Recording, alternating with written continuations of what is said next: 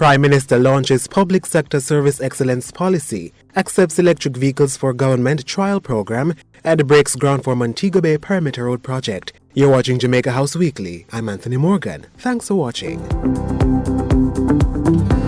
The government of Jamaica has begun a 6-week electric vehicle trial program, which will pave the way for the introduction of energy efficiency in the state's fleet of vehicles. 5 government entities will test drive Build Your Dreams electric vehicles, which were loaned by Flash Motors Company Limited and the Stewart's Automotive Group. Prime Minister Andrew Holness says the electric vehicle trial program will complement the now completed electric mobility policy for the public sector transportation sector.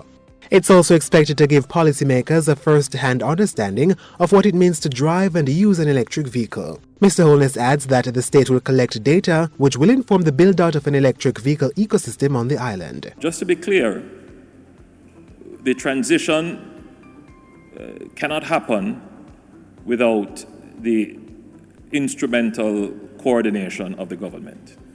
It is not intended that consumers on their own decide to bring in an electric vehicle and we don't have provisions for charging. We don't understand how those vehicles work specific to the Jamaican terrain.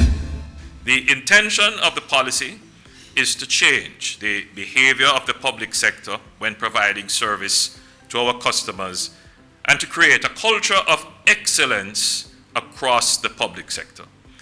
We need to meet and indeed exceed the public's expectation. Prime Minister Andrew Holness Wednesday as he launched the Service Excellence Policy for the public sector. The policy will now govern the public sector's service delivery and measure performance. Mr. Holness urged ministries, agencies and departments of government to become customer-focused, set high-performance standards, improve capacity, promote excellence, all while maintaining effective systems of management and accountability. While calling on public sector workers to show empathy when dealing with customers, the Prime Minister urged them to see the link between their productivity and government's ability to pay fair wages.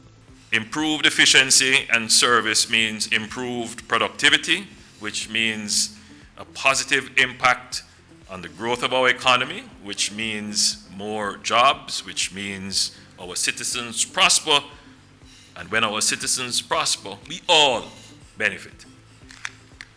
In addition, when we improve service delivery, we reduce waste, reduce costs, we receive less complaints, we have happier citizens, we have happier team members, and somehow that just dramatically translates into increased global competitiveness. By Thursday, the Prime Minister was in eastern Jamaica viewing the Harbour View to Port Antonio leg of the Southern Coastal Highway Improvement Project. He expressed satisfaction with the construction works, which are moving apace. Mr. Holness was, however, quick to point out that the National Works Agency has been instructed to make the necessary provisions to ease the level of discomfort being experienced by residents and road users. I know that they have increased their efforts to water the roads, to keep the dust down, to provide dust shields where possible, and to give access to persons who are living in close proximity to the construction work. I know as well that they have increased and indeed advanced the paving of roads because this will help. In one instance, a community has reached out to say that the new alignment will have significant economic and commercial dislocation for them. As best as possible, we are trying to accommodate that community, that is a community of Grand Spend. Prime Minister Holness's concerns about possible flooding due to the new road alignment are also being addressed with improved drainage. In the meantime, Mr. Holness says the roadway will create new opportunities for St. Thomas, including inflows of business process outsourcing and tourism-based companies. Residential and commercial infrastructure are also anticipated.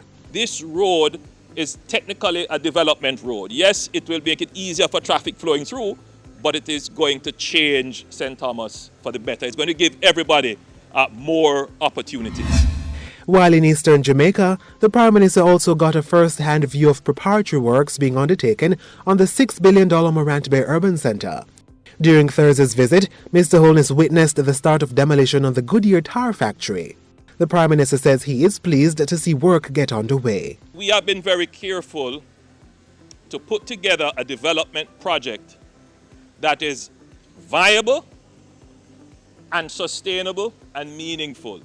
The project is being spearheaded by the Factories Corporation of Jamaica, with construction to be done by China Harbour Engineering Company and funding coming from the National Commercial Bank and other financial institutions. When completed, the centre will accommodate the parish's municipal corporation, government entities, business process outsourcing companies, a university and other structures. An estimated 3,000 new jobs are expected to be created from the development. So far, interests have been expressed in occupying all the buildings and facilities planned for the centre. So I am certain that this project will be economically viable and that this project will become the centre of activity for the parish. By Friday, the Prime Minister was in Westmoreland to officially launch the annual Youth Summer Employment Programme YSEP. The program will provide jobs within the public sector for 6,000 youth over a 6-week period starting August 8. YSEP participants will be paid $10,000 weekly, with team leads receiving $11,000. Don't repeat the errors of past generations. You must be the generation of optimism, of hope, of positivity, the can-do and will-do generation of Jamaica. I'm here because I love you. And I want to see you all successful. And this government will continue to invest in your future. The YSEP is an initiative of the Ministry of Local Government and Rural Development, which has provided 27,500 jobs since its inception in 2017. More than 500 YSEP participants have since secured permanent employment in the public service. Prime Minister Holness hopped over to St. James Saturday to break ground for the $274 million Montego Bay Perimeter Road project. The project, which is part of the Jamaica 60 Legacy Program, will see to the building of the Montego Bay and Long Hill bypass roads, rehabilitation of the Barnett Street and West Green Avenue roadway, as well as the completion of a comprehensive drainage study for the second city. Mr. Holness said the project will drive economic recovery and stimulate growth in Western Jamaica. Your government is improving Jamaica's physical infrastructure and facilities such as roads, bridges, houses, ports, schools, hospitals, police stations, tourist establishments, water and sewer lines, among other areas crucial to national development, in improving and in many cases establishing critical digital infrastructure as well throughout our country. And that's it for Jamaica House Weekly. Be sure to join us next time for more of the news stories coming out of the office of the Prime Minister.